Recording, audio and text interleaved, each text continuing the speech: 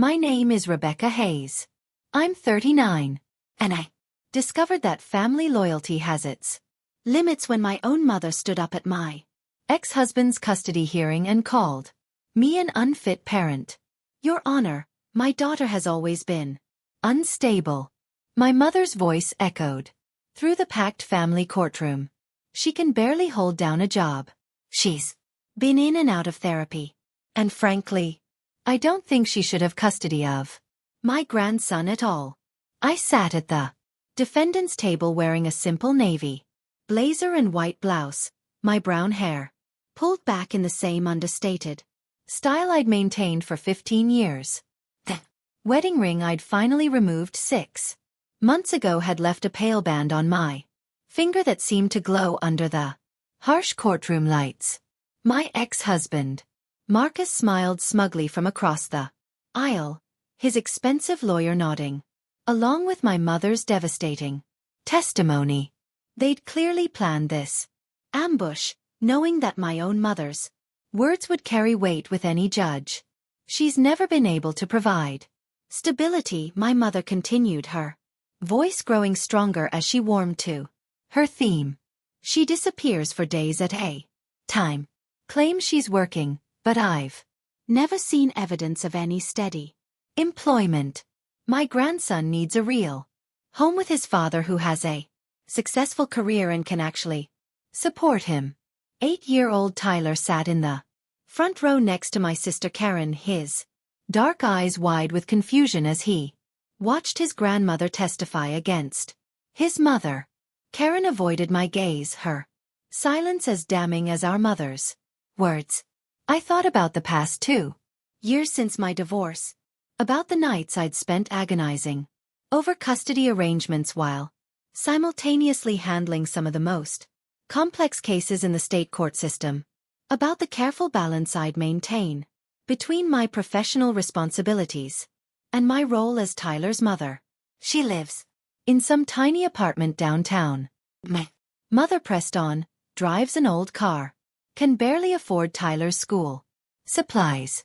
Meanwhile, Marcus has a beautiful home in the suburbs, a stable income and the ability to provide the kind of life every child deserves. Judge Patricia Morrison sat behind the bench, her expression neutral as she listened to the testimony. She was a colleague I'd known for over a decade, someone who understood the demands of our profession, but she gave no sign of recognition as she maintained the impartial demeanor required of her position. Furthermore, my mother said, reaching her crescendo, Rebecca has always been secretive about her so-called work. She claims to have some important job, but she won't tell us what she actually does. For all we know, she could be involved in something illegal, something that would put my grandson in danger. The courtroom buzzed with murmured agreement. Marcus' family filled the left side of the gallery, all nodding, along with my mother's character assassination. My side was nearly empty. Just a few friends who'd taken time off work to support me. People who actually knew what I did for a living. Marcus's lawyer, James Crawford, stood to address the court. Your Honor, we believe the testimony clearly shows that the child's best interests would be served by awarding full custody to my client. The mother's inability to provide basic stability, combined with her secretive behavior regarding her employment, raises serious concerns about her fitness as a parent. I remained silent, my hands folded calmly in front of me, watching this orchestrated attack unfold. 15 years of judicial experience had taught me the importance of timing, of letting others reveal themselves before showing your hand. Ms. Hayes, Judge Morrison addressed me directly. How do you respond to these allegations about your employment and your ability to provide for your son? I stood slowly, my movements deliberate and controlled. Your Honor, I'd like to call a witness to address those concerns. Marcus's lawyer looked confused. Your Honor, we weren't notified of any witnesses. The witness wasn't available until this Morning, I replied calmly, but I believe his testimony will clarify any questions about my employment status. Judge Morrison nodded. Very well. Please call your witness. I walked to the courtroom doors and opened them. A tall man in an impeccable dark suit entered, his silver hair perfectly styled, his bearing commanding immediate respect. Your Honor, I said, my voice carrying clearly through the suddenly quiet courtroom. I'd like to call Chief Justice William Barrett to the stand. The gasp that went through the courtroom was audible. My mother's face went from confident to confused to horrified as the Chief Justice of the State Supreme Court walked to the witness stand. Chief Justice Barrett, I began, my voice taking on the professional tone that had served me well for 15 years. Could you please identify me for the court? The Chief Justice looked directly at me, his voice formal but warm. You are the Honorable Rebecca Hayes, Associate Justice of the State Supreme Court, where you have served with distinction for the past 8 years. The silence in the courtroom was deafening. I could hear my mother's sharp intake of breath. Could see Marcus's lawyer frantically shuffling through papers. And Chief Justice Barrett, I continued, could you describe the nature of my work? Responsibilities? Justice Hayes presides over some of our most complex civil and criminal cases, he replied. She sits on our appellate panel for death penalty cases, chairs our Judicial Ethics Committee, and has written several landmark decisions regarding family law and child welfare. Tyler's eyes were wide with amazement as he finally understood why his mother had to work late so many evenings, why she sometimes disappeared into her study with thick legal briefs, why she spoke with such authority about fairness and justice. One more question, Chief Justice, I said. Could you address the allegations about my financial stability? He smiled slightly. Justice Hayes earns a salary of $195,000 annually, plus benefits. She owns her downtown apartment, a penthouse actually, and maintains a vacation home in the mountains.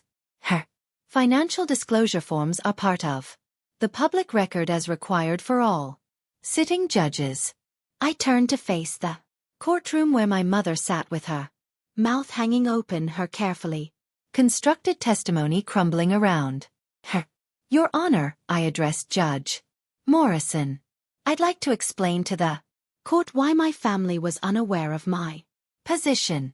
Judge Morrison nodded, clearly intrigued. 8 years ago, when I was confirmed to the State Supreme Court, I made the decision to keep my professional life separate from my personal relationships. This wasn't because I was ashamed of my work.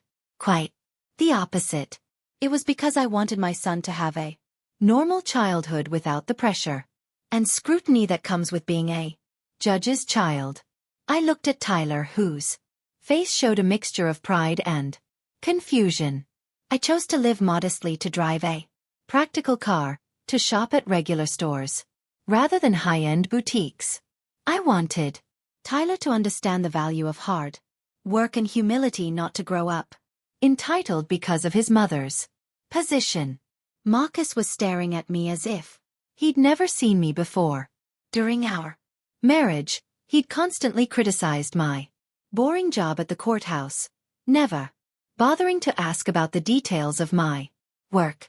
The reason I'm often unavailable for extended periods, I continued, is because I'm presiding over complex cases that can last weeks or months. The reason I couldn't always attend school events is because I was writing legal decisions that affect thousands of families across our state. Chief Justice Barrett spoke up. If I may add, Your Honor, Justice Hayes has one of the finest legal minds I've encountered in 30 years on the bench. Her decisions have been upheld by federal courts, and she's been recognized nationally for her work in family law. I walked back to the defendant's table, but I wasn't a defendant anymore. I was what I'd always been, a sitting judge with 15 years of legal experience and a reputation for fairness and integrity. Your Honor, I said to Judge Morrison, I've spent my entire career protecting children and families. I've written decisions that have removed children from abusive homes, that have ensured fair custody arrangements, that have put child welfare above all other considerations. The courtroom was completely silent. Now, the allegation that I'm somehow unfit to care for my own son is not only false, it's insulting to every family I've protected and every child whose interests I've safeguarded from this very bench. I turned to look at my mother, who had gone pale. What's particularly painful is that these allegations come from people who never bothered to ask about my work, who never showed interest in my career, who assumed the worst without seeking the truth. Marcus' lawyer was clearly scrambling. Your Honor, we had no knowledge of what? I interrupted. Of the fact that your client was married to a sitting state Supreme Court justice for 6 years and never bothered to learn what she actually did for a living. Judge Morrison leaned forward. Mr. Crawford, did your client not know his wife's profession during their marriage? Marcus finally found his voice, stammering. She said she worked at the courthouse. I thought she was a clerk or something. The absurdity of it hung in the air like a toxic cloud. I'd been married to a man who'd assumed I was a courthouse clerk for 6 years, who'd never questioned why I worked such long hours, why I brought home complex legal briefs, why I sometimes had to travel for judicial conferences.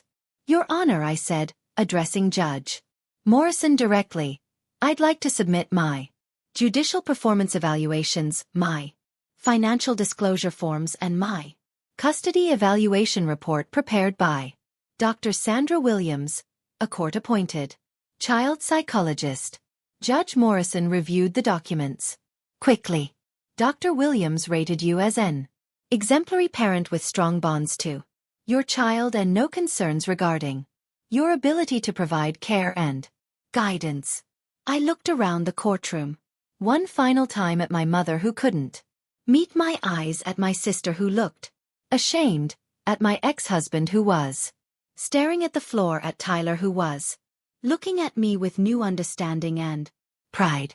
Your Honor, I said, I've dedicated my career to ensuring that children's best interests come first in custody decisions. I've seen what happens when parents use children as weapons, when family members turn against each other for personal gain, when assumptions replace evidence. My voice grew stronger with conviction. I'm requesting full physical custody of my son with supervised visitation for the father, pending his completion of co-parenting classes. I'm also requesting that all future custody discussions be handled without the involvement of extended family members who have demonstrated a willingness to provide false testimony. Judge Morrison nodded grimly. Given the evidence presented and the concerning testimony provided by the defendants, Mother, I'm granting full custody to Justice Hayes. Visitation for the father will be supervised for the next 6 months with the possibility of revision, pending successful completion of court-ordered parenting classes. As the courtroom began to empty, Tyler ran to me, wrapping his arms around my waist. Mom, why didn't you tell me you were a judge? He whispered. I knelt down to his level. Because I wanted you to love me for being your mom, not because of my job. I think it's cool, he said, grinning. Does this mean you can send people to jail? Sometimes, I admitted. But mostly I help families figure out how to take care of each other. My mother approached hesitantly, her earlier confidence completely gone. Rebecca, I had no idea. I'm so sorry. Stood up, my arm around Tyler's shoulders. Mom, you testified under oath that I was an unfit parent without knowing anything about my life, my career, or my capabilities. You were willing to destroy my relationship with my son based on assumptions and prejudice. Her eyes filled with tears. Thought I was helping, Marcus said. Marcus said what he needed to say to get custody. I interrupted. And you believed him instead of your own daughter. The courtroom was nearly empty now. Just family members and a few lingering observers. For 15 years you've asked what I do for work, and I've given you vague answers because I wanted privacy. But you never pressed, never showed real interest. You assumed that because I didn't brag about my achievements, I didn't have any. I looked at my sister, Karen, who was crying quietly in the front row. I became a judge at 31, one of the youngest in state history. I've written decisions that are taught in law schools. I've protected thousands of children and families. I've dedicated my life to justice and fairness. Chief Justice Barrett, who had been waiting respectfully in the gallery, approached me. Rebecca, I hope this experience doesn't discourage you from continuing your excellent work. Thank you, Chief Justice, I replied. If anything, it's reminded me why our work is so important. As we walked out of the courthouse, Tyler holding my hand, I realized that this painful experience had taught me something valuable. I spent so much energy protecting my son from the potential complications of my position that I'd hidden who I really was from the people who should have known me best. But more importantly, I'd learned that respect earned through assumption is worthless, while respect earned through integrity is unshakable. 6 months later, Marcus completed his parenting classes and was granted unsupervised visitation. He never remarried, and he never again questioned my ability to provide for our son. My mother sent me a letter of apology, but I never responded. Some betrayals cut too deep, reveal too much about a person's character to simply forgive and forget. Tyler now proudly tells his friends that his mom is a judge. He's learned about the importance of justice, fairness, and standing up for what's right. He's also learned that sometimes the people who love you the most can hurt you the deepest, but that doesn't diminish your worth. As for me, I learned that hiding your light doesn't protect you. It just makes it easier for others to underestimate you. I stopped hiding who I was, started being proud of my accomplishments, and taught my son that integrity and hard work are worth celebrating. The woman who walked into that courtroom feeling attacked and isolated was the same woman who walked out vindicated and strong. The difference wasn't in what I'd achieved. It was in my willingness to finally let others see exactly who I'd always been. Justice, it turns out, isn't just something you serve. Sometimes it's something you claim for yourself.